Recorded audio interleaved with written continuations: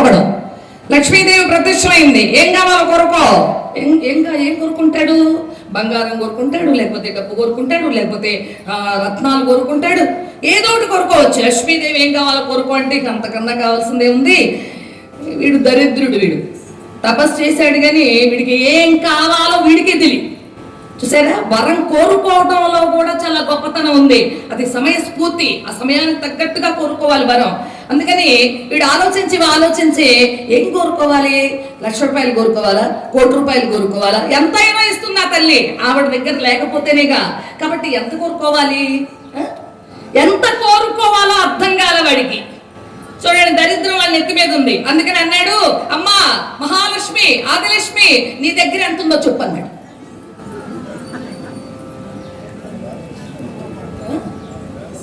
నా దగ్గర ఎంత ఉందో? ఒరే, నా దగ్గర ఎంత ఉందంటే ఎంతని చెప్పాలరా? 14 భువన భాండాల్లో ఉన్నటువంటి సొమ్మంతా తల్లిదే. ఆ తల్లి దగ్గర ఎంతని లెక్క ఉంటుంది? వీడు దరిద్రుడు కాబట్టి సరే ఇదిగో తీసుకోపో, 100 రూపాయలు మా మొహాన్ని కొట్టింది. కాబట్టి ఇలాంటి బాగా అతి తెలివితేటలు ఉంటాయి కొంతమందికి. అవి కాకుండా ఇక్కడ సహదేవుడు ఇలాంటి వరం కోరుకున్నాడు. పాండురాజుకి అంత్యక్రియలు ఏర్పాటు చేశారు. అక్కడ ఆ చితిలో మాతృ కూడా దూకి సహగమనం చేసింది. అందరూ రోధించారు, జయిందిరా రమణ గోవింద. అక్కడి నుంచి కుంతి పిల్లలను తీసుకుని మహర్షులు 1000 మంది, అక్కడ ఉన్నటువంటి సిద్ధులు 1000 మంది, వాళ్ళందరూ కూడా కుంతిని పిల్లల్ని వెంట పెట్టుకుని హస్తినాపురానికి వచ్చేసారు.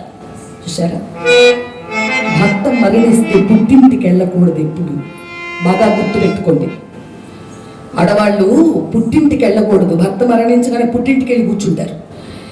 ఏంటది? బానిస బ్రతుకు. పుట్టింటికి వెళ్ళి బ్రతకడం అనేటటువంటిది. కాబట్టి అత్తింట్లోనే ఉండాలి. తను కష్టపడాలి, లేకపోతే అక్కడ ఏమి తినడానికి లేకపోతే కష్టపడి చేసుకోవాలి. పుట్టింట్లో మాత్రం అడుగుపెట్టు. ఇక్కడ చూసారా, మహర్షులు వీళ్ళందరినీ కూడా వెంట పెట్టుకుని హస్తినాపురానికి తీసుకొచ్చేసారు.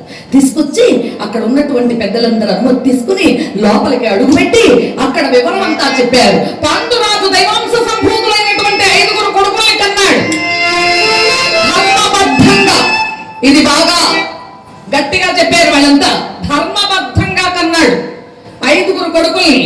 అలాగే తర్వాత కిందముడనేటటువంటి ఋషి శాపంతో ఒకానొక రోజున మరణించాడు. కాబట్టి ధృతరాష్ట్ర మహారాజా, ఇక నీ తమ్ముని కొడుకులు నీ కొడుకులతో సమానం కాబట్టి ఇక నుంచి వీళ్ళని కూడా నీ కొడుకుతో సమానంగా చూడు అని చెప్పని వాళ్ళందరూ ఎక్కడైతే అన్నారో, అయ్యో పాండురాజు మరణించాడని అందరూ కూడా మిక్కిలి రోదన చేస్తూ అందరూ దుఃఖించారు. అక్కడ ఉన్నటువంటి వాళ్ళంతా కూడా భీష్ముడు, విదురుడు, ధృతరాష్ట్రుడు అందరూ ఏడ్చారు.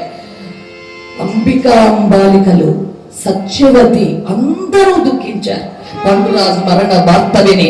హస్తినాపుర ప్రజలైతే ఆ రోజంతా కూడా తిండి తిప్పలు మానేసి నేల మీద పడుకొని పాండురాజుని గుర్తుకు చేసుకున్నారట. అంత ప్రజాభిమానం సంపాదించినటువంటి వాడు పాండురాజు.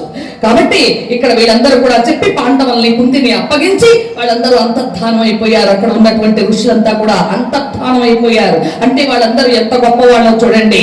జయ లక్ష్మీ రమణ గోవింద.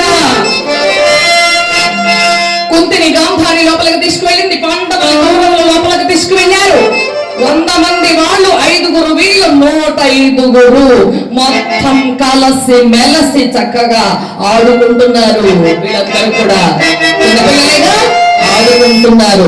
అటగా